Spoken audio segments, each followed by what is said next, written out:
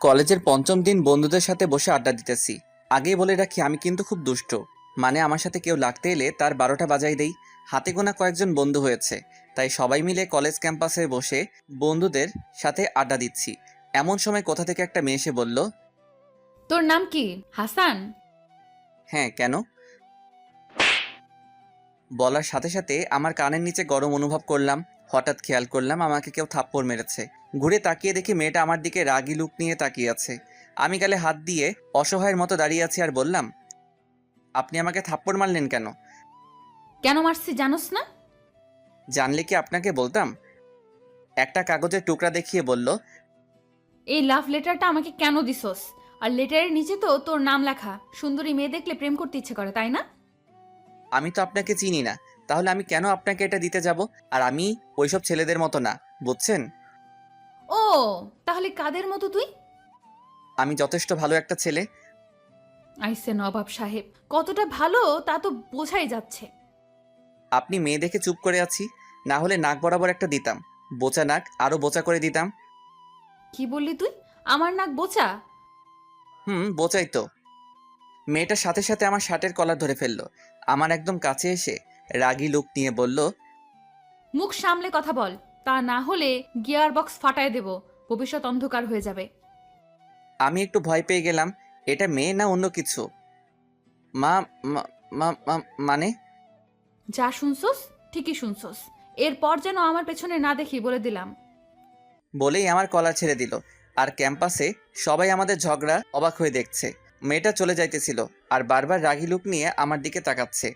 খোলা চুলগুলো মেয়েটা মুখে বারবার আছড়ে পড়ছে, আর মেয়েটা হাত দিয়ে বারবার চুলগুলো সরাচ্ছে। আমি দাঁড়িয়ে আছি আর মেয়েটাকে দেখছি। বাবারে, আজকের মতো বেঁচে গেছি। ওটা মেয়ে নাকি গুন্ডি? আসলে মেয়েটা দেখতে খুব সুন্দরী।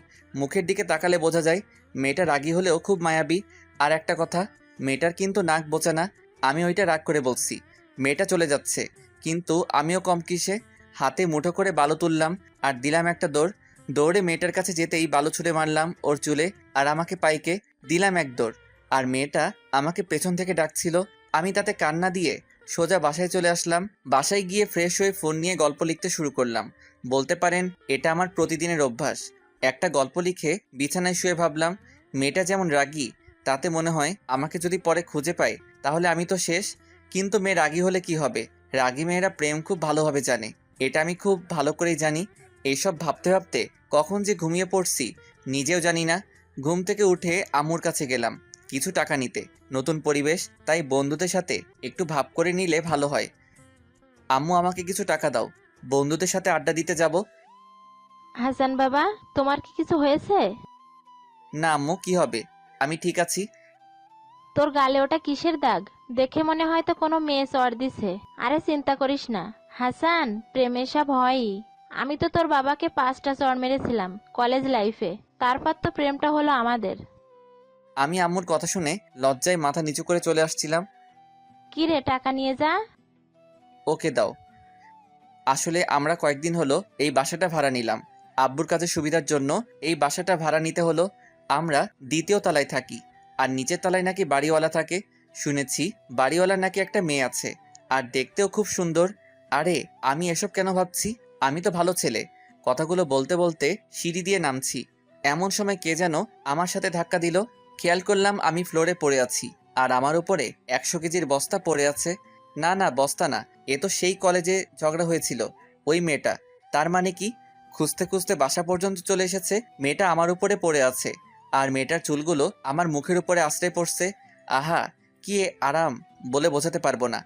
আগে তো কখনো এমন হয়নি, তাই মনে হয় এমন অনুভূতি হচ্ছে। মেয়েটা তাড়াতাড়ি আমার উপর থেকে উঠে নিজেকে সামলে নিল। মনে হয় লজ্জা পেয়েছে। আমিও নিজেকে সামলে নিলাম। তুই হ্যাঁ আমি। তুই এখানে কিভাবে আসলি? আগে বলেন আপনি এখানে কিসের জন্য এসেছেন? হালাই কয় কি? আমার বাসায় আমি আসবো না আর কে আসবে? আপনার বাসা মানে? ঠিক বুঝলাম না। আমার বাসা মানে আমার বাসা। আর তোকে এত কিছু বুঝতে হবে না। ও, আমরা দ্বিতীয় তলায় ভাড়া নিছি। তোকে কে ভাড়া দিছে রে? তোর বাপ। ওই, তুই আমার তুই করে বললি? 100 বার বলবো, কি করবি? তুই আমাকে জানিস না। আমি তোরে মরিচ দিয়া খেয়ে ফেলবো। তোর যা ইচ্ছা করিস। আর আজ কলেজে আমার চুলে বালি কেন দিলি? কুত্তা, তোরে খাইছি আমি। যা করার করিস। আমি শুধু ওইটা মানে ভবিষ্যৎ কথাটা ছাড়া আর কোনো কথাই ভয় পাই না। ওকে, দেখা যাবে। বলেই মেয়েটা চলে যেতে লাগলো। আমার বুঝতে বাকি রইল না যে মেয়েটা খুব রেগে আছে, আর আমারও কেন জানি মনে হলো আমি হেরে গেলাম। তাই মেয়েটা কিছু দূর যাওয়ার পর আমি চিৎকার করে বললাম, ওই নাক বোচা মেয়ে, কই যাস? বলেই ঘোড়ার মতো দিলাম এক দৌড়, আর মেয়েটা রেগে উপরে চলে গেল। আমিও বাসা থেকে বের হয়ে এলাম, কিন্তু মেয়েটা ওপরে গেল কেন? তাহলে কি আম্মুকে ধুলা দেওয়ার কথা বলে দিবে? খাইছে রে। আরে যাই হোক, আমি ভয় পাই না। বন্ধুদের সাথে আড্ডা দিয়ে প্রায় 1 ঘন্টা পর বাসায় ফিরলাম। কিন্তু এ কি অবাক কাণ্ড, মেয়েটা তো দেখি আমাদের বাসায় আছে। তাহলে কি আম্মুকে সব বলে দিছে? মেয়েটা রান্নাঘরে আম্মুর সাথে গল্প করছে। এই সুযোগে পাশ কাটিয়ে নিজের রুমে চলে আসলাম। মনে হয় মেয়েটা দেখেনি। রুমে গিয়ে বিছানায় শুয়ে আছি আর ভাবলাম একটু ফেসবুকে যাই। যেই ভাবা সেই কাজ, ফোনটা হাতে নিয়ে বুঝলাম কেউ একজন ফোনটা হাতে নিয়েছিল। যাই হোক, কিছুক্ষণ ফেসবুক চালিয়ে আম্মুর কাছে গেলাম দেখতে মেয়েটা চলে গেছে কিনা। মেয়েটা চলে গেছে। আমিও মনের সুখে সোফায় পা তুলে টিভিতে ভালোবাসার একটা ছবি দেখছি। এমন সময় আম্মু এসে বলল, বাবা, চড়ের দাগটা কি চলে গেছে? কেন আম্মু? মেয়েটা আমার কাছে বিচার দিয়ে গেছে, তুই নাকি ওকে বালি দিছিস। হ্যাঁ, আমাকে অকারণে থাপ্পড় দিছে, তাই আমিও বালি দিছি। মেয়েটা কিন্তু ভারী মিষ্টি আর রাগী, এমন একটা মেয়েকে আমার বৌমা বানাবো। এখন ঠেলা সামলা। আম্মুকে দেখি হাত করে নিছে। আম্মু কিসব বলছো তুমি? বলে ছাদে চলে আসলাম। এই কি, ছাদে আমার জন্য কে যেন একটা চেয়ার রেখে দিছে, আর টেবিলে 1 কাপ চাও আছে দেখছি। আমি চারপাশে ভালোভাবে দেখলাম, দেখি কেউ নাই, তাই টেবিলে বসে পড়লাম। আর আমিও নবাবের মতো পা ওপরে তুলে চা খেতে লাগলাম। সূর্য অস্ত যাচ্ছে আর আকাশটাও লাল হয়ে আসে। এক কথায় অসাধারণ। পরন্ত বিকালটা দেখছি আর চায় চুমুক দিচ্ছি। এমন সময় খেয়াল করলাম কে যেন চেয়ারটা টান দিল, আর আমি ফ্লোরে পড়ে গেলাম। ইস, কোমর মনে হয় গেছে রে। কেড়ে চেয়ার সরিয়ে নিল। পেছনে তাকিয়ে দেখি সেই মেয়েটা খিলখিল করে হাসছে। মেয়েটার হাসি দেখেই ক্রাশ খেলাম। আপনি আমাকে ফেলে দিলেন কেন? আসলে আমি খেয়াল করি নাই, ভাবছি চেয়ারে কবুতর বসে আছে, তাই সরিয়ে নিয়েছি। বলছে, আর মেয়েটা খুব শব্দ করে হাসছে। আমাকে কি দেখে কবুতর মনে হয়? না, টিকটিকি মনে হয়। কি আমি টিকটিকি? আমি যদি টিকটিকি হই তাহলে তুই তেলাপোকা। কি বললি? আমি তেলাপোকা? হ্যাঁ। আমার বুঝতে বাকি রইল না, এখন মেয়েটা খুব রেগে আছে। কখন কি একটা করে ফেলে বলা যায় না। তাই কথাটা বলে একটু দূরে দাঁড়ালাম, আর বিকেলটা অনুভব করছি। আমি দেখলাম মেয়েটা আমার দিকে রাগী লোক নিয়ে তাকিয়ে আছে, আর কান দিয়ে ধোঁয়া বের হচ্ছে। বুঝলাম চায়ের কাপ ভেঙে গেছে, তাই এইভাবে তাকিয়ে আছে। তাই আমি সময় নষ্ট না করে ছাদ থেকে চলে আসলাম। যাক, একেবারে হরিণী, চাও খেয়েছি আর কাপটা ভেঙে দিছি। বুঝো আমি কি জিনিস? রাতে খাবারকে ফেসবুক লগ ইন করলাম, সাথে সাথে একটা অপরিচিত আইডি থেকে মেসেজ আসলো। হাই। হ্যালো। কেমন আছেন? ভালো, আপনি? ভালো। কে আপনি? আর আমাকে কি আপনি চিনেন? চিনি। কেন? না চিনলে কথা বলবেন না বুঝি? কিন্তু পরিচয় হলে ভালো হতো। আমি নীলা। ও, সুন্দরী নাম। সরি, সুন্দর নাম। ধন্যবাদ। মেয়েটার ফেসবুক নাম ছিল নীলা চৌধুরী। আমি কথা বলে ফেসবুক থেকে বেরিয়ে আসলাম, আর কখন যে চোখে ঘুম চলে আসলো বুঝতেই পারলাম না। সকালে ঘুম ভেঙে খেয়াল করলাম আমার লুঙ্গি কোমরে নাই। কোথায় গেল? আমি কম্বলের নিচ থেকে লুঙ্গি খুঁজতে লাগলাম। এমন পরিস্থিতিতে ফাজিল মেয়েটার আগমন হলো। আমি ভয়ঙ্কর রকমের ভয় পেলাম। ফাজিল মেয়েটা মিষ্টি মিষ্টি হাসছে। আমার আর বুঝতে বাকি রইল না যে মেয়েটা আমার সাথে মজা করছে আর কাপ ভাঙার প্রতিশোধ নিচ্ছে। ফাজিল মেয়েটা এসে আমার পাশে বসলো, আর আমি ভয়ে ভয়ে কম্বলের নিচে যেতে লাগলাম। আমার মাথা শুধু বাইরে রাখলাম। মেয়েটা দুষ্টু মার্কা হাসি দিয়ে বলল, কি মিস্টার হাসান সাহেব, কোনো সমস্যা হয়েছে কি? ফাজিল মেয়ে কোথাকার, এমনিতেই আমার কাম সারা, এখন এসে আগলা পিরিত দেখাতে আসছে। না মানে কিছু হয়নি তো। আমার মনে হয় আপনি কিছু খুঁজছেন। আরে না, কি খুঁজবো, কিছু না। মশাই খুব কামড়াচ্ছে। কম্বলের নিচে মনে হয় মশা ঢুকছে। ও তাই বলেন, আমি ভাবলাম অন্য কিছু। আচ্ছা, আপনি আমার ঘরে কি করছেন বলেন তো? আর আম্মু কই গেছে? আন্টি বাইরে গেছে, তাই আমি ভাবলাম আপনাকে দেখে আসি। ও, আমাকে দেখতে এসেছেন? হ্যাঁ। দেখছেন আমাকে? তাহলে এখন বিদায় হন তাড়াতাড়ি। কিন্তু আন্টি যে বলল আপনার খেয়াল রাখতে। দেখি কোথায় মশাই কামড়ায়। বলেই আমার আরও কাছে চলে আসলো। কেমন নজরে জানি মেয়েটা আমাকে দেখছে। হঠাৎ আমার উপরে থাকা কম্বলটা সরাতে লাগলো। প্লিজ আমার সাথে এমন করবেন না, এইভাবে আমার সম্মান হরণ করবেন না। আর লাগতে আসবি আমার সাথে? না, এখন আপনি চলে যান প্লিজ। মেয়েটা চলে গেল আর আমি তাড়াতাড়ি খাটের নিচ থেকে লুঙ্গি নিয়ে কোমরে পরে নিলাম। খুব বাঁচা বেঁচে গেছি রে ভাই। আর একটু হলেই আমার ভবিষ্যৎ দেখে ফেলতো। আমার সাথে মেয়েটা ফাইজলামি করলো। না, এর প্রতিশোধ নিতেই হবে। আমি ফ্রেশ হয়ে খাবার খেয়ে টিভি দেখছি, তখন আম্মু চলে আসলো। আম্মু, তুমি ওই মেয়েকে কি পেয়েছো বলো তো? কেন রে, কি করছে? কি করে নাই তাই বলো। ওই মেয়েটা আমার লুঙ্গি নিয়ে। বলেই চুপ হয়ে গেলাম। লুঙ্গি নিয়া কি বল? না কিছু না, খেতে দাও, কলেজে যেতে হবে। ওকে আয়, আমি খাবার দিচ্ছি। রেডি হয়ে সোজা কলেজে চলে আসলাম, কিন্তু কলেজে ঢুকতেই বুঝতে পারলাম কিছু একটা গন্ডগোল হয়েছে। সবাই আমার দিকে হা করে তাকিয়ে আছে, আর একজন আরেকজনের কানের কাছে গিয়ে কি যেন বলছে, আর হি হি হি করে সবাই হাসছে। আমি ক্লাসে চলে আসলাম, অনেকগুলো মেয়ে আর সাথে ওই বাড়িওয়ালার মেয়েটাও আছে। আমি কিছু না বলে ভালো ছেলের মতো গিয়ে বসে পড়লাম, কিন্তু কেন জানি আমার লজ্জা লাগছিল। হতে পারে সবাই আমাকে দেখে হাসছে তাই। স্যার ক্লাসে আসলো, আমি প্রথম সিটে বসে আছি, আর ওই মেয়েটা আমার ডান পাশে বসে আছে। স্যারও আমাকে দেখে হাসছে, আর স্যারের হাসা দেখে আমি মাথা নিচু করে ফেললাম। বুঝতে বাকি রইল না ওই মেয়েটা কিছু একটা বলছে আমার নামে। স্যার আমাকে লক্ষ্য করে বলল, হাসান, তুমি কি এখনো বাড়িতে লুঙ্গি পরে ঘুমাও? স্যারের কথায় আমি তো পুরাই অবাক। না মানে হ্যাঁ। তাহলে ঠিক আছে। কিন্তু স্যার কি হয়েছে বলবেন তো? কিছু না, এমনি। তোমাদের সময় থাকতে আমারও এমনই হতো। স্যারের সাথে ক্লাসের সব মেয়েগুলোও হাসছে, কিন্তু একটা ছেলেও হাসছে না। আর কেন হাসছে না তা কি জানেন? ওদেরও আমার মতো অবস্থা হতেও পারে, নাও হতে পারে। যে হাসবে তাকে আমি মুখে কালি ঘষে দিব, তাই হাসছে না। না, এই অপমান আর সহ্য করা যায় না। কিছু একটা করতেই হবে, না হয় আমার মাথা ঠান্ডা হবে না। কলেজ ছুটির পর রাস্তা দিয়ে হাঁটছি আর সবাই আমার দিকে তাকিয়ে আছে, মনে হচ্ছে ভূত দেখছে। না, আর হাঁটা যাবে না। দিলাম একটা দৌড় আর সোজা বাসায় চলে আসলাম। বাসায় এসে ফ্রেশ হয়ে ভাবতে লাগলাম কিভাবে ফাজিল মেয়েটা এর প্রাপ্ত জবাব দেওয়া যায়। শুনছি বাড়িওয়ালা ও তার স্ত্রী তাদের গ্রামের বাড়িতে যাবে। বাড়িওয়ালার মেয়েকে নাকি রেখে যাবে আম্মুর কাছে। এই কয়েকদিনে বাড়িওয়ালা ও তার স্ত্রীর সাথে সম্পর্ক আমাদের খুব ভালো হয়েছে, কিন্তু কেন, কারণটা আমি জানি না। এই সুযোগে মেয়েটাকে মজা দেখাবো। রুমে বসে আছি, এমন সময় আম্মু এসে বলল, নীলার বাবা মা জরুরি দরকারে গ্রামে গেছে, তাই এই কয়েকদিন নীলা আমাদের সাথে থাকবে। ওকে। আম্মু কথাটা বলে চলে গেল, আর আমি বিছানায় উঠে লুঙ্গি ড্যান্স দিতে লাগলাম। এ তো মেঘনা চাইতেই জল। এইবার মেয়েটা বুঝবে আমি কি জিনিস। আমি শুধু সুযোগের অপেক্ষায় আছি। বিকেলে নীলা ছাদে আসে, তাই আজকেও আসবে।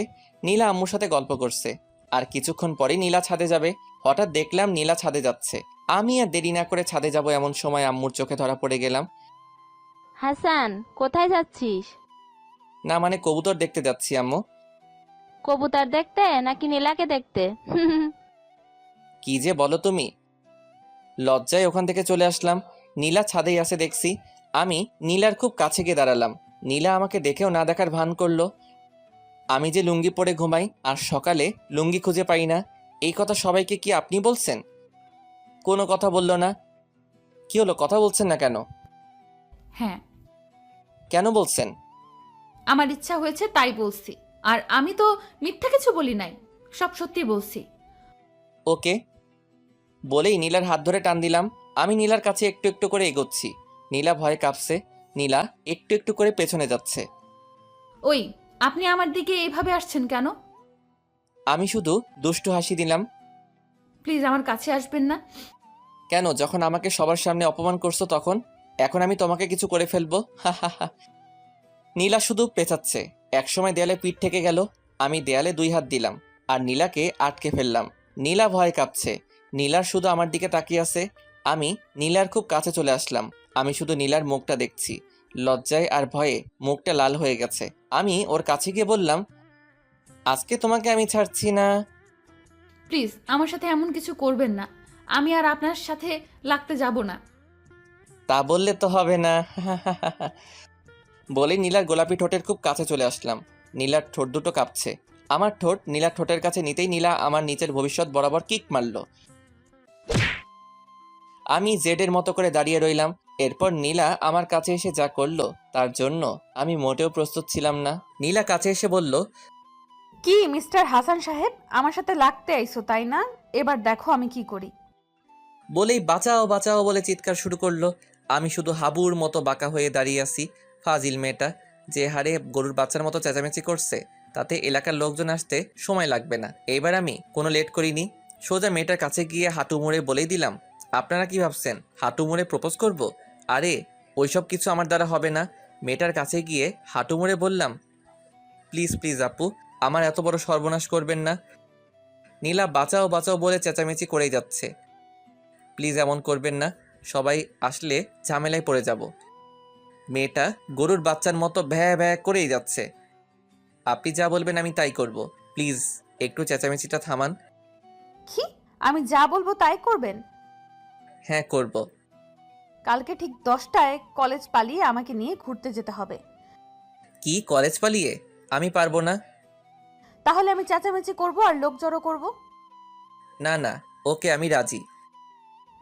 Good boy. কি করতে গেছিলাম আর কি হয়ে গেল? না, মেয়েটা অনেক চালাক। আমি ঘরে চলে আসলাম। এখন রাত 8:30। আমি বিছানায় শুয়ে শুয়ে ভাবতেছি, কাল তো ফাজিল মেয়েটাকে নিয়ে ঘুরতে যেতে হবে, কিন্তু আম্মুকে কি করে মিথ্যা বলবো? না, এত ভেবে কাজ নেই, যা হওয়ার হবে। এখন একটু ফেসবুকে ঢোকা যাক। আমি আমার আইডি লগ ইন করতেই একটা মেসেজ আসলো। কি হাসান সাহেব, কেমন আছেন? ভালো, আপনি কেমন আছেন? ভালো। কি করছেন? কিছু না, শুয়ে আছি। ও আচ্ছা। কে আপনি? আপনাকে আমি চিনতে পারিনি। চিনে কি করবেন? আমি অচেনা মেয়ের সাথে কথা বলি না, বাই। আরে আরে, কই যাচ্ছেন? আমি নীলা। ও, সেই নাক বোচা নীলা? কি? আমি বোচা? দাঁড়া, মজা দেখাচ্ছি। কি দেখাবেন? অপেক্ষা করেন, আমি আসতেছি। কি, কোথায় আসবেন? তোমার ঘরে। দরজার দিকে তাকাতে দেখলাম ফাজিল মেয়েটা দাঁড়িয়ে আছে। আমি একটু ভয় পেলাম, কিন্তু মজার ব্যাপার হলো মেয়েটা কিছু বলল না। জিলাপি মার্কা হাসি দিয়ে চলে গেল। সকালে ঘুম থেকে উঠে কলেজে গেলাম। আমি এখন কলেজ ফাঁকি দিয়ে কলেজের পিছনে দাঁড়িয়ে আছি। আম্মুকে কলেজের কথা বলে বের হয়েছি। এই প্রথম আমি আম্মুর কাছে মিথ্যা বললাম। কিছু করার নাই, আমি দাঁড়িয়ে আছি 20 মিনিট হলো। নীলার কোনো খোঁজও নেই। কিছুক্ষণ পর নীলাকে দেখতে পেলাম। নীলা আমার কাছে এসে আমার হাত ধরে একটা হ্যাচকা টান দিয়ে ওখান থেকে নিয়ে আসলো। নীলাকে নিয়ে একটা পার্কে গেলাম। নীলা আর আমি পাশাপাশি বসে আছি, কেউ কোনো কথা বলছি না। কি কথা বলছো না কেন? ভাবছি। কি ভাবছো? তুমি ওইভাবে আমার হাত ধরলে তাই ভাবছি। ও, ওই কথা। আসলে আমি আসার সময় কয়েকটা ছেলে আমার পিছু নিয়েছিল, তাই এমনটা করতে হয়েছে। আমি দুঃখিত। আচ্ছা ঠিক আছে। আমি আর নীলা দুজনে পার্কে বেড়ালাম। অনেকটা সময় কাটানোর পর আমার মনে হচ্ছে আমি নীলাকে অনেক আগে থেকেই জানি, কিন্তু আমাদের পরিচয় 1 সপ্তাহ হবে কিনা সন্দেহ। আগে কখনো কোনো মেয়েকে সাথে নিয়ে ঘুরতে বের হইনি। অনেক সময় কাটালাম, এখন বাসায় ফেরা দরকার। আমি আর নীলা একটা রিক্সা নিলাম। নীলা আর আমি পাশাপাশি বসে আছি।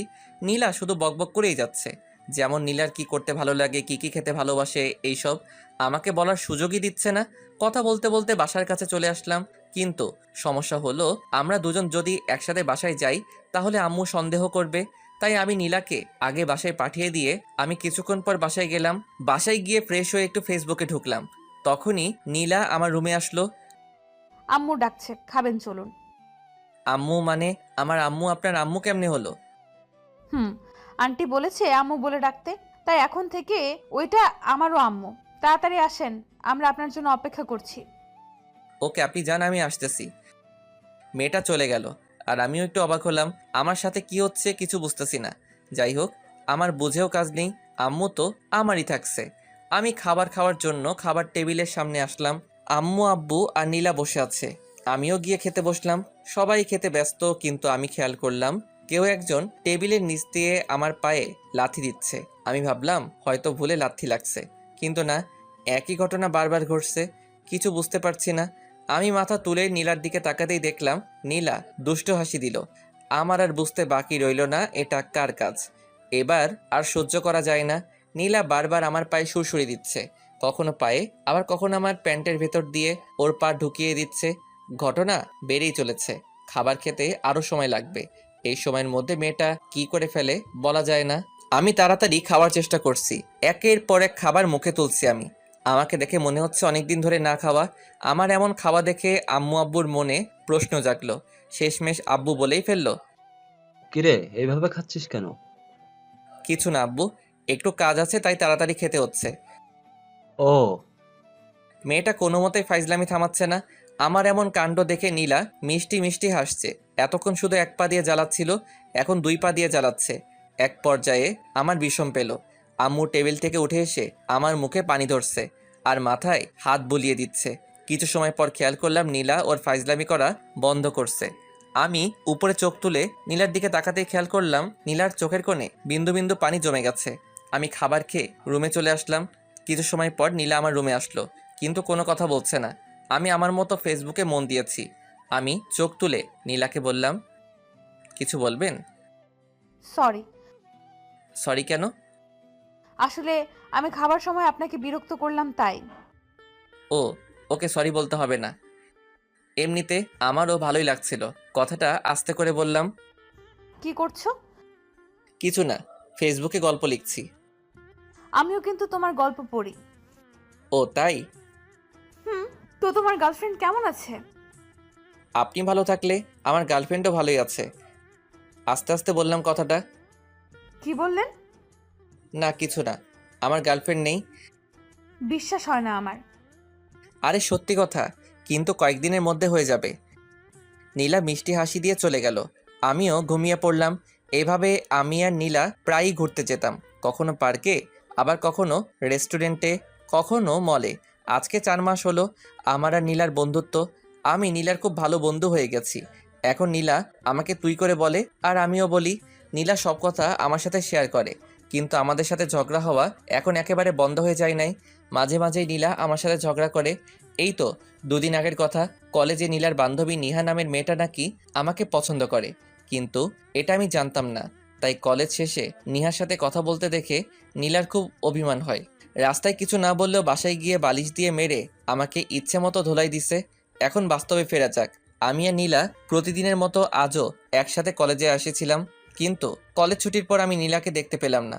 মনে হয় আমার আগেই বাসায় চলে গেছে। আমিও সোজা বাসায় চলে আসলাম। বাসায় এসে জানতে পারলাম আব্বা নাকি অন্য কোথাও বদলি হয়ে গেছে, তাই কালকে এই বাসা পাল্টাতে হবে। কথাটা শুনে মাথায় আকাশ ভেঙে পড়ল। আমি কথাটা শুনে মন খারাপ করে নিজের রুমে চলে আসলাম। আমি নীলার কথা ভাবছি, ওকে ছাড়া আমি কেমনে থাকবো। আসলে সত্যি বলতে আমি নীলাকে ভালোবেসে ফেলেছি, কিন্তু বন্ধুত্ব ভেঙে যাওয়ার ভয়ে বলতে পারিনি, কখনো বলার সাহসও হয়নি। ভেবেছিলাম কিছুদিন পরে বলে দিব, কিন্তু তা আর হলো না। আমি রুমে বসে আছি, কিছু ভালো লাগছে না, গল্পতেও মন বসছে না। প্রতিদিন এই সময় নীলা আমার কাছে এসে বসে থাকতো আর আমার গল্প লেখা দেখতো।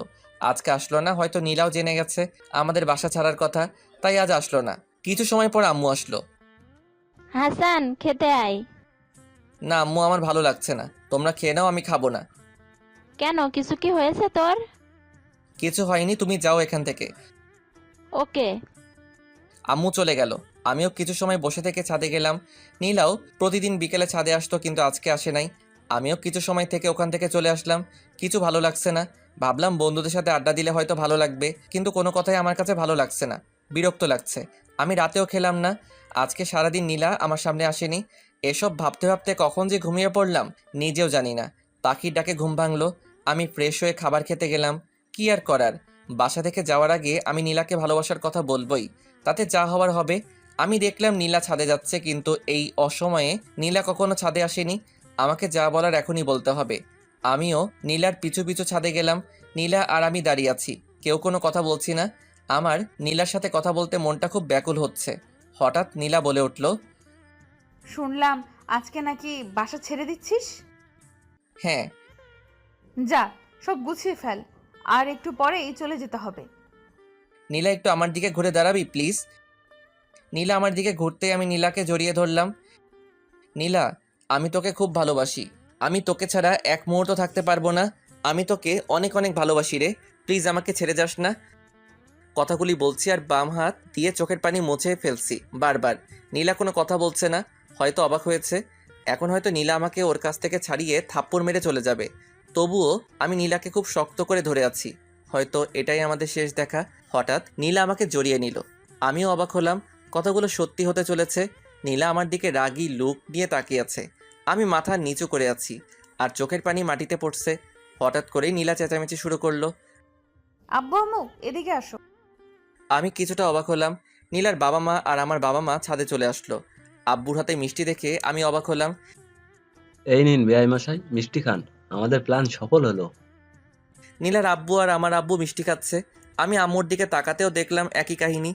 আমি অবাক হয়ে দাঁড়িয়ে আছি। কি হচ্ছে কিছুই বুঝতেছি না। কিসের প্ল্যান? আমার মাথায় কিছু ঢুকছে না। আম্মু আমার কাছে এসে বলল এইসব নাকি সবাই মিলে প্ল্যান করছে। নীলাকে নাকি আব্বু আম্মুর আগে থেকেই পছন্দ ছিল। আমি নীলাকে পছন্দ করি কিনা জানতে এই বুদ্ধি খাটাইছে। বাসা ছাড়ার কথাটা মিথ্যা ছিল। আমি এখন মিষ্টি মিষ্টি হাসছি। আমার কাহিনী দেখে সবাই হাসতে লাগলো। যাক, শেষে তো মনের মানুষটাকে কাছে পেলাম। অনেক ভাগ্য আমার, তাই এমন মা বাবা পাইছিলাম।